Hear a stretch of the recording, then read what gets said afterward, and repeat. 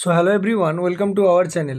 আজকের ভিডিওতে আমরা তোমাদের যে ক্লাস 12-এর যে সেমিস্টার 4 হবে তার দ্বিতীয় অধ্যায়টা শুরু করছি, অর্থাৎ রিফ্র্যাকশন অফ লাইট বা আলোর প্রতিসরণ। এর আগের 3টে ক্লাসে আমরা আলোর প্রতিফলনের পুরো অধ্যায়টা কমপ্লিট করেছি। সেগুলো যদি না দেখে থাকো তাহলে ডেসক্রিপশন বক্সে লিঙ্ক দিয়ে দেবো, সেখান থেকে দেখে আসতে পারো। আরেকটা কথা বলি, এই যে ক্লাসটা হচ্ছে এর কিন্তু পিডিএফ আমরা আপলোড করবো, ঠিক আছে? পিডিএফটা তোমরা আমাদের টেলিগ্রাম চ্যানেল থেকে ডাউনলোড করতে পারো। টেলিগ্রাম চ্যানেলের লিঙ্ক ডিসক্রিপশন বক্সে দেওয়া আছে, ঠিক আছে? তো দেখো, চলো শুরু করা যাক।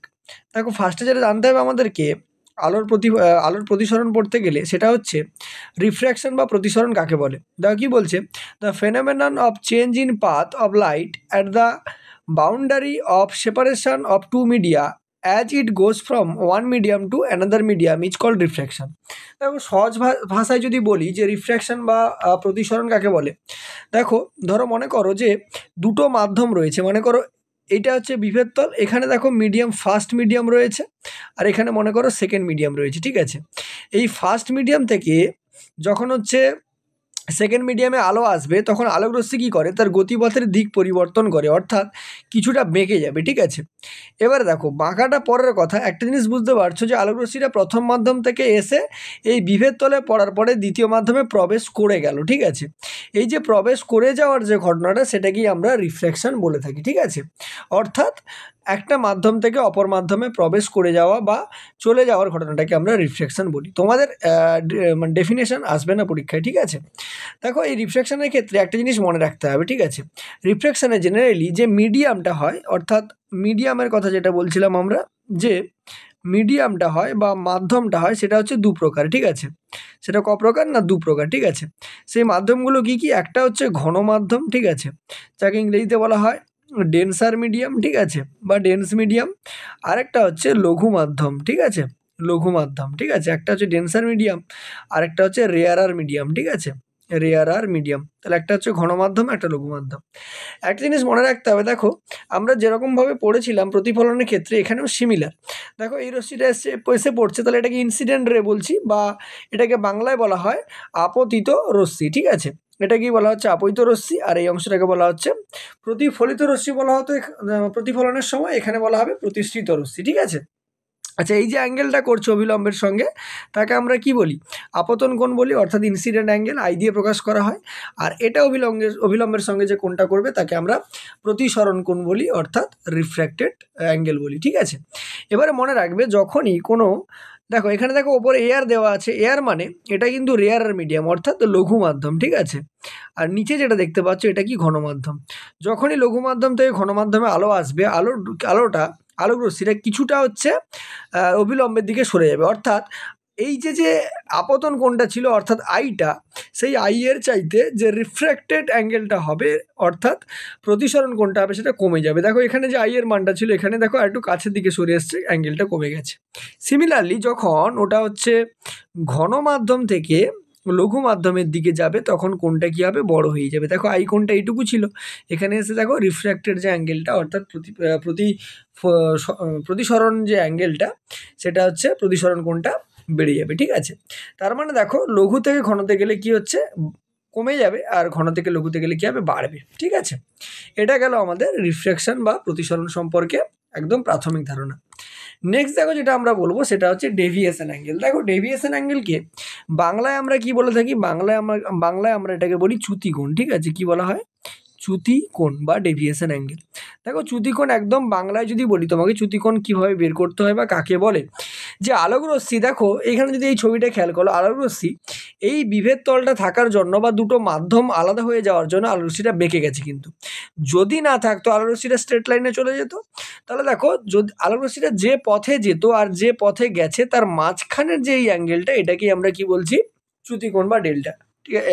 ডেল্টা দিয়ে এটাকে প্রকাশ করা যাচ্ছে। চ্যুতিকোণকে প্রকাশ করা হয় কি দিয়ে? ডেল্টা দিয়ে প্রকাশ করা হয়। এবারে দেখো, এখানে যেটা ঘটছে সেটা হচ্ছে, এটা তোমার রেয়ারার মিডিয়াম, অর্থাৎ লঘু মাধ্যম, আর এটা কি? ডেন্সার মিডিয়াম বা ঘন মাধ্যম। তাহলে উপরের মাধ্যমটা কি মাধ্যম হচ্ছে না? উপরের মাধ্যমটা লঘু মাধ্যম, আর নিচের মাধ্যমটা কি মাধ্যম হচ্ছে? ঘন মাধ্যম। দেখো, লঘু মাধ্যম থেকে ঘন মাধ্যমে যদি যায়, তাহলে সেক্ষেত্রে চ্যুতিকোণ কতটা হবে? তাহলে ফার্স্টে যেটা আমরা করছি, যে লঘু মাধ্যম থেকে ঘন মাধ্যম, ঠিক আছে? লঘু থেকে কোথায় যাচ্ছে? ঘন মাধ্যমে যাচ্ছে। দেখো একটা জিনিস খেয়াল করো যে এই অ্যাঙ্গেলটা আই মানে এটা তো একদম স্ট্রেট লাইন, তার মানে এই পুরো অ্যাঙ্গেলটা কত হবে? এই পুরো অ্যাঙ্গেলটাও আই হয়ে যাবে। তাহলে আর এই অ্যাঙ্গেলটা কত? আর। তাহলে ডেল্টা কীভাবে পাবো? না আই থেকে যদি আমি আরটা বাদ দিই তাহলে ডেল্টা পাবো। তার মানে দেখো লঘু থেকে ঘনতে গেলে চ্যুতিকোণ বা ডেল্টার যে ভ্যালুটা হবে সেটা হচ্ছে আই মাইনাস কত হয়ে যাবে? আর, ঠিক আছে?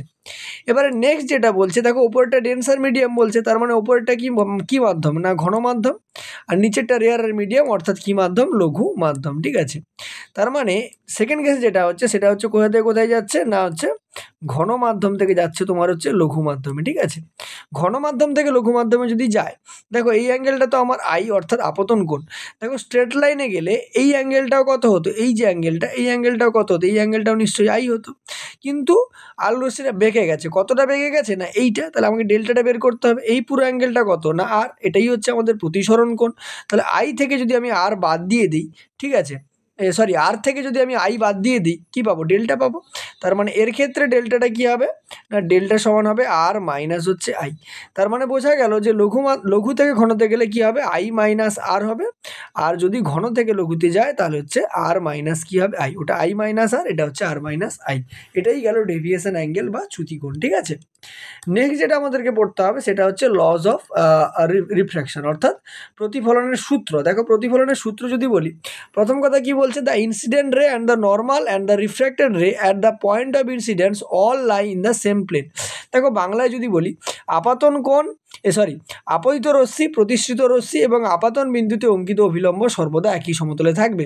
দেখো প্রতিফলনের ক্ষেত্রে সূত্রটা পড়া হয়েছিল, শুধু এখানে প্রতিফলিত রশ্মি ছিল, এখানে প্রতিসৃত রশ্মি আছে, ঠিক আছে? দেখো ছবিটা যদি দেখাই বুঝতে পারবে। দেখো এই ছবিটা দেখো, এটাই আমার কি ইনসিডেন্ট অ্যাঙ্গেল বা হচ্ছে কি না এটা হচ্ছে আমার আপতিত রশ্মি, ঠিক আছে? আপতিত রশ্মিটা এখানে এসে পড়েছে আর প্রতিসৃত রশ্মিটাও এখানে এসে পড়েছে, আর এটা অভিলম্বটা দেখো একটা সমতলের উপরে আছে। এটাই তোমার কিন্তু ফার্স্ট ফর্মুলা, ঠিক আছে? সেকেন্ড যেটা বলছে, সেকেন্ড ফর্মুলাটা ভেরি ভেরি ইম্পর্টেন্ট। সেকেন্ড ফর্মুলাটা বলছে for two particular media the ratio of the sine of the angle of incidence to the sine of the angle of refractions is constant. মানে কি বলছে? আপাতন কোণের সাইন আর প্রতিসরণ কোণের সাইনের অনুপাত কী হবে? একটা ধ্রুবক হবে, ঠিক আছে? তার মানে দেখো ধরো মনে করো যে এরকম একটা হচ্ছে আমার বিভেদ তল ছিল, এখানে আলোক রশ্মি এসে, এটা ধরো আমার অভিলম্ব, আলোক রশ্মি এসে আই অ্যাঙ্গেলে পড়েছে, এটা হচ্ছে ইনসিডেন্ট অ্যাঙ্গেল, ঠিক আছে? এখান থেকে প্রতিসরণ করে চলে গেছে, এটা হচ্ছে আর। তার মানে ওপরেরটা কি? ঘন মাধ্যম, আর নিচেরটা কি হচ্ছে? লঘু মাধ্যম। এবারে যেটা আমাকে বলছে যে এর ক্ষেত্রে কি দেখা যাবে? না আপাতন কোণের সাইন মানে কি? আপাতন কোণ কত? আই। তাহলে তার সাইন মানে কত হবে? সাইন আই ডিভাইডেড বাই কত হবে? সাইন আর। কারণ এটাই আমাকে সূত্রে বলে দিয়েছে যে আপাতন কোণ এবং প্রতিসরণ কোণের সাইনের অনুপাত কি হবে? একটা ধ্রুবক হবে, অর্থাৎ কি হয়ে যাবে? কনস্ট্যান্ট হবে। এই কনস্ট্যান্টটাকে জেনারেলি আমরা মিউ দিয়ে প্রকাশ করি, আর মিউটাকেই বাংলায় বলা হয় প্রতিসরাঙ্ক। বাংলায় কি বলি আমরা? মিউটাকে কি বলি? প্রতিসরাঙ্ক বলি। ইংরেজিতে বলা হয় রিফ্র্যাক্টিভ ইন্ডেক্স, ঠিক আছে? তাহলে এটা গেল আমাদের ফর্মুলা সেকেন্ডটার, ঠিক আছে? আচ্ছা এটাকেই আমরা এক কথায় আমরা স্নেলস ল বলে থাকি, ঠিক আছে? এটাকে আমরা কি বলে থাকি? স্নেলস ল বা স্নেলের সূত্র কিন্তু বলা হয়, ঠিক আছে? এবারে রিফ্র্যাক্টিভ ইন্ডেক্স বা হচ্ছে যেটা প্রতিসরাঙ্ক বলছি, এই প্রতিসরাঙ্ক আবার কিন্তু দু প্রকার হয়, ঠিক আছে? একটা দেখো বলা হচ্ছে অ্যাবসলিউট রিফ্র্যাক্টিভ ইন্ডেক্স, যেটাকে আমরা বাংলায় বলে থাকি কি না হচ্ছে পরম প্রতিসরাঙ্ক বা চরম প্রতিসরাঙ্ক বলে থাকি, ঠিক আছে? এটাকে পরম প্রতিসরাঙ্ক বলতে পারো। তাহলে এটাই কি বলা হচ্ছে? পরম প্রতিসরাঙ্ক, ঠিক আছে? পরম প্রতিসরাঙ্ক। আর একটা কি বললাম যেটা হচ্ছে রিলেটিভ রিফ্র্যাক্টিভ ইন্ডেক্স, এটা হচ্ছে আপেক্ষিক প্রতিসরাঙ্ক। একটা পরম প্রতিসরাঙ্ক আর একটা কি গেল না হচ্ছে আপেক্ষিক প্রতিসরাঙ্ক, ঠিক আছে? আপেক্ষিক প্রতিসরাঙ্ক। এবারে দেখো অ্যাবসোলিউট রিফ্র্যাক্টিভ ইন্ডেক্স বা হচ্ছে পরম প্রতিসরাঙ্ক কাকে বলে? না দেখো আলোক রশ্মি যখন, ঠিক আছে, শূন্যস্থান থেকে অন্য কোনো মাধ্যমের ভেতরে যাবে তখন তাদের আপাতন কোণের সাইন আর প্রতিসরণ কোণের সাইনের অনুপাতে কি বলা হবে? পরম প্রতিসরাঙ্ক বলা হবে। জেনারেলি মিউ সমান কি হয়? সি বাই ভি লেখা হয়। এবারে দেখো এখান থেকে একটা জিনিসও তুমি পাচ্ছ, এই যে মিউ সমান সি বাই ভি দেখতে পাচ্ছ, এখান থেকে একটা জিনিস পেয়ে যাচ্ছ তুমি, সেটা হচ্ছে আলোর শূন্য মাধ্যমে আলোর গতিবেগের সঙ্গে যে কোনো মাধ্যমে আলোর গতিবেগের সম্পর্ক। তার মানে দেখো এখানে আমি লিখতে পারি কি? লিখতে পারবো যে দেখো মিউ সমান আমি কি পাচ্ছি? C by v. C by v মানে কি? সিটা হচ্ছে শূন্য মাধ্যমে আলোর গতিবেগ, ঠিক আছে? শূন্য মাধ্যমে আলোর বেগ, ঠিক আছে? আলোর বেগ ডিভাইডেড বাই কী পেলাম, যে কোনো মাধ্যমে আলোর গতিবেগ, যে মাধ্যমটা আমি নিচ্ছি সেই মাধ্যমে আলোর বেগ। ঠিক আছে, তাহলে মিউ সমান c/v, এটা একটা রিলেশন এবং এটা তোমাদের হচ্ছে অঙ্কের ক্ষেত্রে কাছে লাগবে। ঠিক আছে, আর আপেক্ষিক প্রতিসরাঙ্ক কাকে বলা হচ্ছে না, আলোকরশ্মি যখন কোনো একটা মাধ্যম থেকে অপর কোনো মাধ্যমে যাচ্ছে তখন তাদের সাইনের যে অনুপাতের আপতন কোণ এবং প্রতিসরণ কোণের যে সাইনের অনুপাতের ধ্রুবকটা হবে তাকে বলা হচ্ছে আপেক্ষিক প্রতিসরাঙ্ক। ঠিক আছে, 1μ2 সমান কত হয়, μ2/μ1। 1μ2 বলতে এখানে কি বোঝাতে চাইছে না, আলোকরশ্মিটা মানে হচ্ছে 1μ2 বলতে মানে 1 নম্বর মাধ্যম থেকে 2 নম্বর মাধ্যমে গেছে, আর 1μ2 কথার অর্থ হচ্ছে 2 নম্বর মাধ্যমের প্রতিসরাঙ্ক 1 নম্বর মাধ্যমের প্রতিসরাঙ্কের সাপেক্ষে। ঠিক আছে, অর্থাৎ এখানে কি বলা হচ্ছে যে যে এটা হচ্ছে 1 নম্বর মাধ্যমের সাপেক্ষে 2 নম্বর মাধ্যমের প্রতিসরাঙ্ক। ঠিক আছে, তার মানে 1μ2 যেটা বলা হচ্ছে 1μ2 এটা কি বলা হচ্ছে, প্রথম মাধ্যমের সাপেক্ষে, এখানে আমি লিখে দিচ্ছি যে 1 নম্বর মাধ্যমের সাপেক্ষে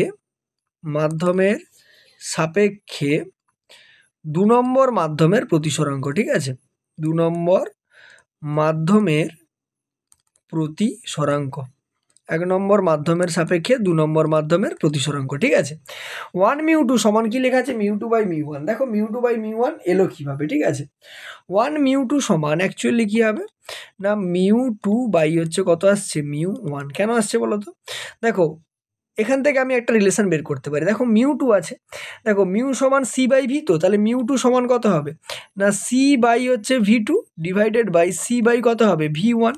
তার মানে দেখো c/v2 মাল্টিপ্লাই, এটা উল্টে যাবে, v1/c হবে, c ক্যান্সেল হলে কত আসছে, v1/v2।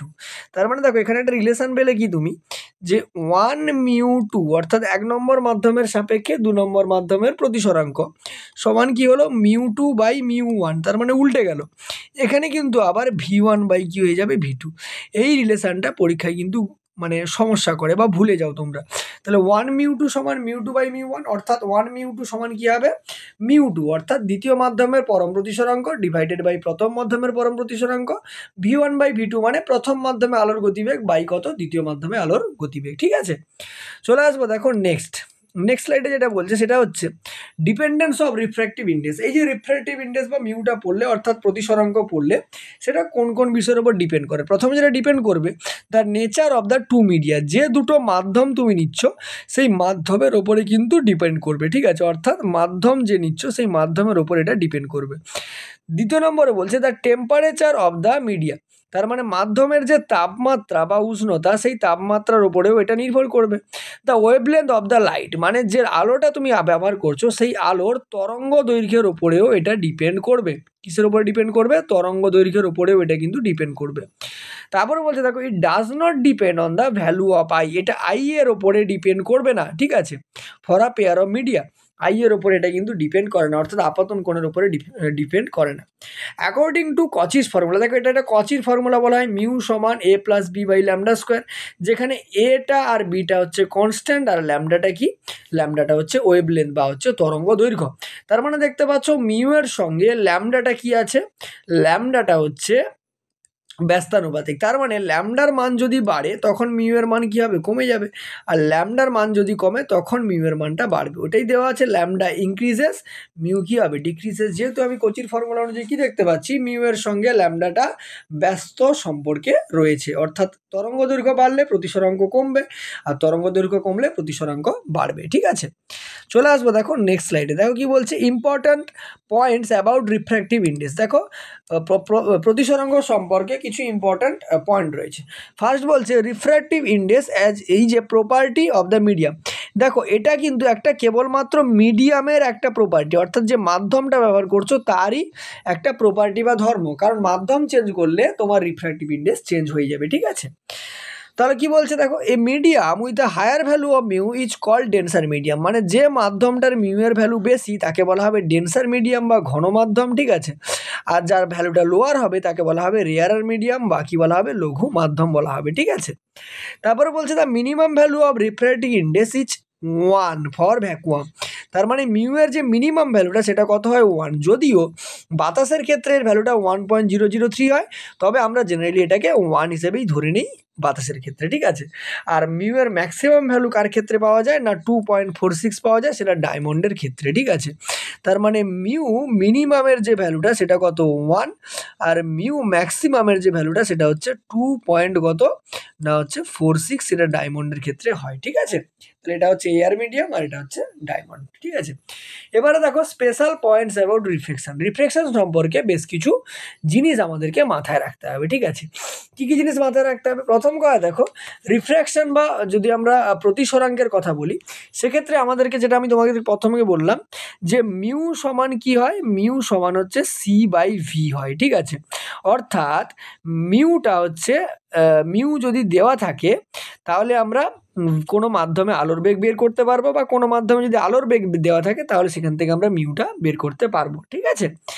নেক্সট যেটা আমি তোমাকে বলি যে 1μ2, অর্থাৎ প্রথম মাধ্যমের সাপেক্ষে দ্বিতীয় মাধ্যমের যে প্রতিসরাঙ্কটা পেলাম সেটা হচ্ছে μ2/μ1 পেলাম, ঠিক আছে। আবার সেখান থেকে আমরা প্রমাণ করেছিলাম v1/v2। তাহলে এখান থেকে আমরা কোনো যদি দুটো আলাদা আলাদা মাধ্যমের প্রতিসরাঙ্ক দেওয়া থাকে তাহলে একটা মাধ্যমের সাপেক্ষে আরেকটা মাধ্যমের প্রতিসরাঙ্ক বের করতে পারবো। সিমিলারলি সেখানে যে কোনো একটা মাধ্যমের যদি স্পিড অফ লাইট দেওয়া থাকে আরেকটা মাধ্যমের স্পিড অফ লাইটও আমরা এখান থেকে বের করতে পারবো, ঠিক আছে। এবারে দেখো একটা জিনিস যদি খেয়াল করো যে মিউ এর সঙ্গে ল্যামডার সম্পর্কটা কি দেখলাম না হচ্ছে ব্যস্তানুপাতিক দেখলাম, ঠিক আছে। তার মানে যদি এখানে কোনো একটা ল্যামডার মান দেওয়া থাকে বা ল্যামডার যদি চেঞ্জ হয়, ধরো ল্যামডা বলে দিল যে ল্যামডা বাড়ছে, তার মানে সেখানে মিউ এর ভ্যালুটা কমবে, আর ল্যামডার ভ্যালু যদি হচ্ছে কমে তাহলে সেখানে মিউ এর ভ্যালুটা কি হবে, বাড়বে, ঠিক আছে। তাহলে আলোর ক্ষেত্রে আমরা এগুলো বলতে পারি, ঠিক আছে। নেক্সট দেখো যেটা আমরা নেক্সট স্লাইডে যদি চলে যাই, সেই স্লাইডটা দেখো কি বলছে যে এই যে একটা ঘটনা দেওয়া আছে, ঠিক আছে। জেনারেলি ধরো যদি কোনো যদি আলো ধরো মনে করো লঘু মাধ্যম থেকে কোথায় যাচ্ছে না লঘু মাধ্যম থেকে ঘন মাধ্যমে যাচ্ছে, একটা ক্ষেত্রে লঘু মাধ্যম থেকে কোথায় যাচ্ছে, ঘন মাধ্যমে। আরেকটা ক্ষেত্রে মনে করো যে ঘন মাধ্যম থেকে কোথায় যাচ্ছে না লঘু মাধ্যমে যাচ্ছে। তাহলে কি কি জিনিসের পরিবর্তন ঘটে? প্রথম কথা তোমাকে মাথায় রাখতে হবে যে যদি লঘু থেকে ঘনতে যায়, লঘুতে অ্যাঙ্গেলটা কি হবে, বেশি হবে, আর এখানে অ্যাঙ্গেলটা কি হবে, কমে যাবে। তার মানে এক্ষেত্রে আই এর মানটা আর এর চাইতে কি হবে, বেশি হবে, ঠিক আছে। আই এর মানটা আর এর চাইতে বেশি মানে v2-র মানটা বেশি হবে আর v1-এর মানটা কম হবে, মানে উপরে আলোর বেগ বেশি হবে, নিচে আলোর বেগটা কি হবে, উপরের আলোর বেগটা কম হবে, নিচের আলোর বেগটা বেশি হবে। সিমিলারলি মিউ2-র মান বেশি হবে, মিউ এর মান কম হবে, ঠিক আছে, কারণ এটা লঘু মাধ্যম বলছি, ঠিক আছে। তারপরে দেখো যেটা হবে সেটা হচ্ছে λ2 লেস দ্যান কত হয়ে যাবে, λ1। সিমিলারলি দেখো এখানে কিন্তু উল্টো কেসগুলো হবে, আই লেস দ্যান আর হবে, v2 গ্রেটার দ্যান হচ্ছে v1 হবে, আচ্ছা μ2 লেস দ্যান μ1 হবে, আর λ2 গ্রেটার দ্যান λ1 হবে। দেখো এইরকম রিলেশনটা কেন আসছে তোমাদেরকে বলি। প্রথম কথা দেখো লঘু মাধ্যমে কি হবে, লঘু মাধ্যম থেকে ঘন মাধ্যমে গেলে এই যে প্রতিশ্রিত রশ্মি দেখছো সেটা অভিলম্বের কাছাকাছি সরে আসে, মানে আইয়ের মানটা বেশি আর এর মানটা কম, এটা তো বুঝতে পারলে। সিমিলারলি এখানে উল্টো কেসটা ঘটবে, ঘন মাধ্যম থেকে যখন লঘু মাধ্যমে যাবে আই এর মানটা কম হবে আর এর মানটা কি হবে, বেশি হয়ে যাবে, ঠিক আছে। এটা অ্যাকচুয়ালি আর হবে, ঠিক আছে, বেশি হয়ে যাবে। এবারে দেখো এই ভি আর ভি এর ব্যাপারটা কি ঘটছে। প্রথম কথা দেখো যদি আমি বলি তোমাদেরকে যে দেখো মিউ এর কথায় আসা যাক। দেখো রেয়ারার মিডিয়াম মানে কি, এর মিউ এর মানটা কি হবে, কম হবে, আর ডেন্সার মিডিয়াম মানে এর মিউ এর মানটা কি হবে, বেশি হবে। তার মানে μ2 এর মান বেশি, μ1 এর মানটা কি হবে, কম হবে। সিমিলারলি এখানে দেখো এর ক্ষেত্রে μ2টা এর ডেন্সার মিডিয়াম মানে মিউ এর ভ্যালুটা কি হবে, মিউ এর ভ্যালুটা দেখো কি হবে, বেশি হবে, ঠিক আছে। আর হচ্ছে রেয়ারার মিডিয়াম মানে মিউ এর ভ্যালু কি হবে, মিউ এর ভ্যালু কম হবে। তার মানে দেখো μ1 এর ভ্যালুটা বড় আর μ2-র ভ্যালুটা কি হবে, কম, ঠিক আছে। এখানে দেখো ল্যামডার সেক্ষেত্রে যে সম্পর্কটা বলা হচ্ছে আমরা মিউ প্রপোর্শনাল টু 1/λ বললাম, তার মানে মিউর যে সম্পর্কটা হবে ল্যামডাটা ঠিক তার উল্টো হবে। দেখো দু জায়গাতে কি দেওয়া আছে, উল্টো দেওয়া আছে। এবারে ভি এর কথা বলি, মিউ সমান আমরা কি পড়লাম, c/v। তার মানে মিউ যদি বাড়ে ভি কি হবে, কমে যাবে, আর মিউ কমলে ভি কি হবে, বাড়বে। তার মানে μ2-র মান বেশি মানে v2-র মানও কি হবে, v2-র মান হচ্ছে তোমার হচ্ছে কম হবে। এটা উল্টো লেখা হয়েছে, এটা হচ্ছে চিহ্নটা এদিক থেকে হবে, ঠিক আছে, v2 এরকম হবে, ঠিক আছে, কারণ হচ্ছে উল্টো কেসটা হবে, মিউ এর সঙ্গে ভি এর সম্পর্ক ব্যস্তানুপাতিক, ঠিক আছে। নেক্সট স্লাইডে চলে যাই। দেখো নেক্সট স্লাইডে যেটা বলছে, দেখো প্যারালালি কি ঘটছে। দেখো এই যে বিভিন্ন ধরনের মিডিয়াম আছে, এটা first medium, second medium, third medium, fourth medium, fifth medium. এবারে প্রত্যেকটা মিডিয়াম পরস্পরের প্যারালাল মানে ফর প্যারালাল, ঠিক আছে, প্যারালালের ক্ষেত্রে এই ঘটনাগুলো কিভাবে ঘটবে, দেখো প্যারালালের ক্ষেত্রে যদি দেখো যে এই যে তোমার মিডিয়ামগুলোও প্যারালাল আছে, যে মিডিয়ামগুলো আছে সেই মিডিয়ামগুলোও কি আছে, মিডিয়ামগুলোও প্যারালাল আছে। এবারে যে ইনসিডেন্ট রেটা পড়ছে অর্থাৎ আপতিত রশ্মিটা, ঠিক আছে, আপতিত রশ্মিটা কার সঙ্গে প্যারালাল না প্রতিসৃত রশ্মির সঙ্গে প্যারালাল, ঠিক আছে, প্রতিসৃত রশ্মির সঙ্গে প্যারালাল। তার মানে তুমি দেখতে পাবে যে এই যে 1 নম্বর যে মিডিয়ামটা সেটা কি হবে, 5 নম্বর মিডিয়ামটা, দুটো মিডিয়াম একই হবে, ঠিক আছে, দুটো মিডিয়াম কি হবে, একই হবে। কেন দুটো মিডিয়াম একই হবে, দেখো মনে করো এখানে এই যে I1 অ্যাঙ্গেলে পড়েছে, আমি এই অ্যাঙ্গেলটা মনে করলাম কত I2, এটা I2 হলে এটাও কত হবে I2 হবে, ঠিক আছে। এটা মনে করলাম আমি I3, তার মানে এটাও কত হবে I3 হবে। এটা মনে করলাম I4, তার মানে কত হবে, এটাও I4 হবে। এবার এখানে এই দুটো যদি প্যারালাল, তার মানে I1 যেটা এখানে যেটা I5 ধরেছি সেটা ইকুয়াল হবে। তার মানে for parallel I1 is equal two কত হয়ে যাবে, I5 হয়ে যাবে, ঠিক আছে। এবার দুটো অ্যাঙ্গেল সেম মানে নিশ্চয়ই যে ফার্স্ট মিডিয়ামটা ছিল সেটা আর যেটা ফিফথ মিডিয়াম আছে, ঠিক আছে, সেই দুটো মিডিয়াম কি হবে, একই হবে। কারণ সেই দুটো মিডিয়াম একই হলে ওদের মিউ এর ভ্যালুটা সেম হবে, মিউ এর ভ্যালু সেম হলে ওদের হচ্ছে অ্যাঙ্গেলটাও কি হবে, সেম হবে। তবে মনে রাখবে এটা তখনই মানে অনলি অ্যাপ্লিকেবল, ঠিক আছে, অনলি অ্যাপ্লিকেবল কখন অ্যাপ্লিকেবল হবে না, দেখো প্রথম কথা হচ্ছে দুটো শর্তে অ্যাপ্লিকেবল হবে। ফার্স্ট শর্তটা কি, যে মিডিয়াম যেগুলো আছে সেই মিডিয়ামগুলো কি হতে হবে, মিডিয়ামগুলোকেও প্যারালাল হতে হবে। আর সেকেন্ডলি যেটা হতে হবে সেটা হচ্ছে যে ইনসিডেন্ট রে বা হচ্ছে যেটা হচ্ছে তোমার আপতিত রশ্মি, ঠিক আছে, ইনসিডেন্ট রেটা প্যারালাল কি হতে হবে, রিফ্র্যাক্টেড রে, ঠিক আছে, রিফ্র্যাক্টেড রে। অর্থাৎ আপতিত রশ্মি আর হচ্ছে প্রতিসৃত রশ্মি দুজনকেই কি হতে হবে, তোমার হচ্ছে প্যারালাল বা সমান্তরাল হতে হবে, তখনই কেবলমাত্র এটা প্রয়োগ করা যেতে পারে, ঠিক আছে। দেখো নেক্সটে চলে আসি, দেখো কয়েকটা অঙ্ক নিয়ে নিই, আমাদের আর আজকে থিওরিতে বেশি কিছু পড়বো না, ঠিক আছে, এর পরের ক্লাসে আবার পরের জিনিসগুলো পড়বো। দেখো যেটা বলছে এখানে যে refractive index of glass with respect to water, তাহলে গ্লাসের দেওয়া আছে ওয়াটারের সাপেক্ষে ইচ 9/8। ধরো আমি মনে করলাম যে আমার গ্লাসের যে রিফ্র্যাক্টিভ ইন্ডেক্সটা মানে প্রতিসরাঙ্ক, ঠিক আছে, refractive index of glass, refractive index of glass কত মনে করলাম মিউজি, আর রিফ্র্যাক্টিভ ইন্ডেক্স অফ ওয়াটার, ঠিক আছে, ওয়াটারটা আমি মনে করলাম মিউ ডব্লিউ। আর কি দেওয়া আছে, refractive index of glass with respect to air, তার মানে রিফ্র্যাক্টিভ ইন্ডেক্স অফ এয়ারটাকে আমি মনে করলাম মিউ এ, ঠিক আছে। এবার দেখো ফার্স্ট যেটা বলছে আমায় কি দেওয়া আছে না refractive index of glass with respect to water, ঠিক আছে।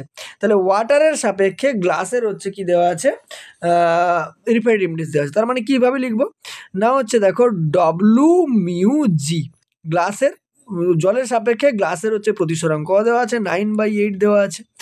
আর দেখো গ্লাসের প্রতিসরাঙ্ক দেওয়া আছে কিসের, এয়ারের রেসপেক্টে, তার মানে এ মিউ জি সমান কত দেওয়া আছে না হচ্ছে 3/2 দেওয়া আছে। তাহলে আমায় কি বের করতে বলা হয়েছে না refractive index water with respect to air, তাহলে মানে এ মিউ ডব্লিউটা কত হবে আমাকে জিজ্ঞেস করেছে, এ মিউ ডব্লিউ, ঠিক আছে। দেখো এ মিউ ডব্লিউ পাবো কী করে, দেখো এই ডব্লিউ মিউ জিটাকে আমরা লিখতে পারি মিউ জি বাই হচ্ছে মিউ ডব্লিউ, কারণ 1μ2 সমান μ2 বাই μ1 হয়, ঠিক উল্টোটা হয়, ঠিক আছে। তার মানে এর ভ্যালু 9/8। এটাকে কি লিখতে পারবো না মিউ জি ডিভাইডেড বাই কত মিউ এ সমান কত লিখতে পারবো 3/2, ঠিক আছে। এবার আমাকে দেখো কী বের করতে হবে, এ মিউ ডব্লিউ বের করতে হবে, তার মানে আমাকে মিউ ডব্লিউ বাই মিউ এ বের করতে হবে। দেখো কীভাবে পাবো, দেখো এইটাকে যদি আমি উল্টে দিই মানে এটাকে এভাবে লিখতে পারবো আমি, দেখো মিউ এটা তো আমার নিচে আছে, তার মানে যদি আমি এটাকে এভাবে লিখি মিউ ডাব্লু ওপরে আছে, ঠিক আছে। তার মানে যদি এভাবে লিখি মিউ ডব্লু বাই মিউ জি গুণিতক মিউ জি বাই হচ্ছে মিউ এ, তাহলে কিন্তু মিউ জি কেটে যেয়ে বেরিয়ে যাবে। এবার দেখো মিউ ডব্লু বাই মিউ জি, এখানে মিউ জি বাই মিউ ডব্লু 9/8, তাহলে এটা কত হবে 8 নিশ্চয়ই 9 হয়ে যাবে, ইন্টু এটা কত আছে 3/2, তাহলে 3/2 লিখে ফেললাম। তাহলে কেটে দাও 2 4 8, এটা কত হবে 3 3 9, তার মানে অ্যান্সার কত 4/3, এটাই তোমার উত্তর। দেখো উত্তর 4/3 দেওয়া আছে, আশা করি বুঝতে পেরেছো। চলে আসবো দেখো নেক্সট কোশ্চেন কি বলছে, দেখো বলছে Find the speed of light of wavelength lambda is equal to 780 nanometer in air in a medium of refractive index mu is equal to 1.55 ঠিক আছে। দেখো ফার্স্ট যদি আমরা এর কোশ্চেনটা বলি, ঠিক আছে, এর কোশ্চেনটা দেখো মিউ এর ভ্যালু কত দেওয়া আছে 1.55 দেওয়া আছে যে কোনো একটা মিডিয়ামের, ঠিক আছে, আর ল্যামডার ভ্যালুটা কত দেওয়া আছে 780 ন্যানোমিটার, ঠিক আছে, ন্যানোমিটার। এবারে দেখো লাইট অফ মানে হচ্ছে লাইটটা স্পিডটা বের করতে বলেছে, ল্যামডা দিয়ে দিয়েছে, স্পিডটা বের করতে বলেছে। দেখো মিউ সমান আমরা কি জানি না, মিউ সমান আমরা জানি কত না সি বাই ভি হয়, ঠিক আছে, মিউ সমান কত হয় সি বাই ভি হয়। তার মানে সি বাই ভি যদি হয়ে যায় তাহলে এখান থেকে দেখো ভি সমান কি পাবো না সি বাই হচ্ছে মিউ পাবো, কত পাবো সি বাই মিউ। তার মানে সি এর ভ্যালু কত হয়, সি এর ভ্যালু দেখো যদি আমি মিটারে করি 3 × 10⁸ মিটার, আর মিউ এর ভ্যালু কত দেওয়া আছে 1.55 দেওয়া আছে। তা 3কে যদি 1.55 দিয়ে ভাগ করো কত আসবে, দেখো দেখো 1.5 তো হচ্ছে, মানে ধরো আমি দশমিক তুলেই দিচ্ছি, এটা 300 করে দাও, এটা 155 করে দাও, আর ওপরে কত আছে 10⁸ কাটাকাটি যদি করো তুমি দেখো 5×3 = 15, 5×1 = 5, এটা কত হবে 5×6 = 30, 5×0 = 0। দেখো 31 × 1 = 29 থাকবে, মানে 1.9 সামথিং আসবে ইন্টু 10⁻কত রয়েছে 8 রয়েছে, আর স্পিড মানে একক কী হবে মিটার পার সেকেন্ড। দেখো ওটাই তোমার উত্তর আছে 1.94 × 10⁸। দেখো এটা উত্তর বেরিয়ে গেছে, ঠিক আছে। এবারে চলে আসবো দেখো বীর দাগে যে কোশ্চেনটা বলছে what is the wave length of this light in the given medium, তাহলে ওর যে ওয়েভ লেন্থটা কত হবে ওই মিডিয়ামে বের করতে বলেছে, ঠিক আছে। তাহলে ওয়েভ লেন্থটা বের করতে হবে, তাহলে মিউ সমান কি জানি আমরা, মিউ সমান হচ্ছে সি বাই ভি জানি, ঠিক আছে, মিউ সমান কি জানি সি বাই ভি জানি। এবারে দেখো সি এর সঙ্গে তাহলে আমায় কি বের করতে হবে না ল্যামডা, তোমার হচ্ছে ল্যামডার সম্পর্কটা বের করতে হবে, ঠিক আছে। তাহলে দেখো মিউ এর সাথে যে ল্যামডার সম্পর্কটা হবে সেটা কি হয় না মিউ সমান আমরা লিখতে পারি ল্যামডা নট বাই কি লিখতে পারি ল্যামডা, ঠিক আছে। যেখানে আমি তোমাকে বলে দিই মিউটা তো আমরা বুঝতে পারছো ওটা হচ্ছে প্রতিসরাঙ্ক বা রিফ্র্যাক্টিভ ইন্ডেক্স, ঠিক আছে। ল্যামডা নটটা হচ্ছে যে ওয়েভ লেন্থ বা তরঙ্গ দৈর্ঘ্য, ওয়েভ লেন্থ ইন এয়ার মানে বায়ুতে তরঙ্গ দৈর্ঘ্য, ঠিক আছে। আর ল্যামডাটা হচ্ছে যে কোনো মাধ্যমে তরঙ্গ দৈর্ঘ্য, তার মানে ওয়েভ লেন্থ ইন মিডিয়াম, ঠিক আছে, ইন মিডিয়াম। তার মানে দেখো মিউ এর ভ্যালু কত না 1.55 ইজিক্যাল টু ল্যামডা নটের ভ্যালু কত 780 ন্যানোমিটার, তার মানে 780 ন্যানোমিটারেই রেখে দিলাম ডিভাইডেড বাই ল্যামডা, তার মানে ল্যামডাটাও আমার ন্যানোমিটারে আসবে। ল্যামডা সমান 780 ডিভাইডেড বাই কত হবে 1.55, দশমিক তোলার জন্য ওপরে কি করলাম দুটো শূন্য বসালাম, নিচে হচ্ছে 155, 5 দিয়ে কাটো, 5×3 = 15, 5×1 = 5, 5×1 = 5 28, 5×5 = 25, 5×6 = 30, 5×0 = 5×0।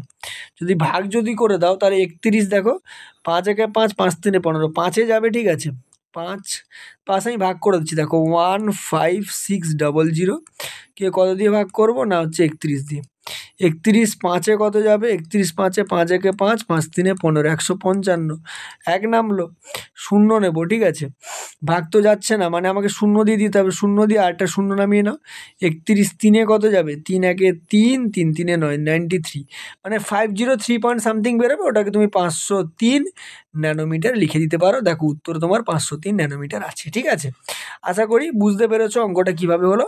এখানে মেনলি যে ফর্মুলাগুলো কাজে লেগেছে সেই ফর্মুলাগুলো দেখো, একটা তোমার হচ্ছে মিউ সমান সি বাই ভি, দেখো ফর্মুলাগুলো আমি আন্ডারলাইন করে দিচ্ছি বা বক্সে দিয়ে দিচ্ছি, একটা হচ্ছে মিউ সমান সি বাই ভি, আর একটা হচ্ছে মিউ সমান ল্যামডা নট বাই হচ্ছে কত ল্যামডা, এই দুটো ফর্মুলা এখানে কাজে লাগলো, ঠিক আছে। চলে আসবো দেখো নেক্সট স্লাইডে, অর্থাৎ আজকের লাস্ট কোশ্চেনে কি বলছে দেখো, a light beam passes from medium 1 to medium 2, first medium থেকে সেকেন্ড মিডিয়ামে গেছে, so that the emerging beam is parallel to incident ray, তার মানে এই যে আমার যে আপতিত রশ্মিটা সেটা প্রতিসিত রশ্মির সঙ্গে প্যারালাল, মানে প্যারালালি যাবে, এটা আমাকে বলতে মানে প্রমাণ করতে হবে, ঠিক আছে। দেখো এই তো আমার ছবি, তাহলে একটা মিডিয়াম থেকে দ্বিতীয় মিডিয়ামে গেছে, ঠিক আছে, তার মানে তারপরে আবার লাস্ট মিডিয়ামে বেরিয়েছে, ঠিক আছে। তার মানে দেখো এটা হচ্ছে আমার মিডিয়াম ফার্স্টের প্রতিসরাঙ্ক কত μ1, মাঝখানেরটার মিডিয়ামটার μ2, আর এখানে কত μ1। সিমিলারলি এখানে আমি ইনসিডেন্ট অ্যাঙ্গেলটা I1 মনে করেছি, এখানে রিফ্র্যাক্টেড অ্যাঙ্গেল I2, এটা I2 হলে এটাও I2 হবে, এটাকে আমি I3 মনে করেছি, ঠিক আছে। দেখো এখানে যদি আমি স্নেলের ফর্মুলা লাগাই, কি লাগাবো? স্নেলস ল, ঠিক আছে। স্নেলস ল যদি ইউজ করি, স্নেলস ল কি হয় না, μ1 sin I1 is equal two μ2 sin I2, এরমভাবে ফর্মুলাটা লেখা যায়। তার মানে মনে রাখবে যে যার প্রতিসরাঙ্ক তার কোণ হবে। কথার অর্থ কি না, এর প্রতিসরাঙ্ক কত, ফার্স্টের যে আমি যদি এই অংশটা ধরি, ফার্স্টেরটার কত μ1, তার মানে μ1 সাইন কত হবে, অ্যাঙ্গেলটা কত না I1, তাহলে সাইন I1 সমান কত হবে, ওপারেরটার কত μ2, তাহলে μ2 সাইন কত হবে না, দেখো I2 ধরেছি, তাহলে সাইন I2।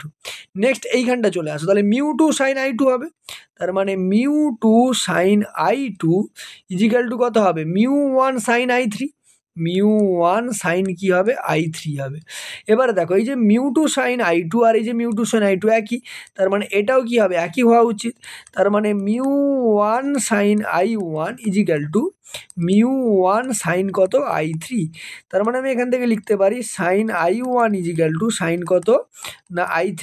তার মানে আমি I1 সমান কি লিখতে পারি, I3। তার মানে তোমার এখানে প্রমাণ হয়ে গেল যে I1 I3 অ্যাঙ্গেল দুটো সমান। অ্যাঙ্গেল দুটো সমান হয়ে গেলে আমি বলতে পারবো কি না, হচ্ছে আমার যে ইনসিডেন্ট রেসটা আছে, ইনসিডেন্ট রে অর্থাৎ আপতিত রশ্মি প্যারালাল কার সঙ্গে প্যারালাল না, হচ্ছে রিফ্র্যাক্টেড রে অর্থাৎ প্রতিসৃত রশ্মির সঙ্গে কি হবে, সেটা প্যারালাল থাকবে। তাহলে এখানেই তোমার প্রমাণ হয়ে গেল, ঠিক আছে। তাহলে আজকে মোটামুটি এ পর্যন্ত। পরের ভিডিওতে আমরা পরের থিওরিটিক্যাল পার্টটা সম্পর্কে আলোচনা করব, ঠিক আছে। দেখা হবে পরের ভিডিওতে। চলো টাটা।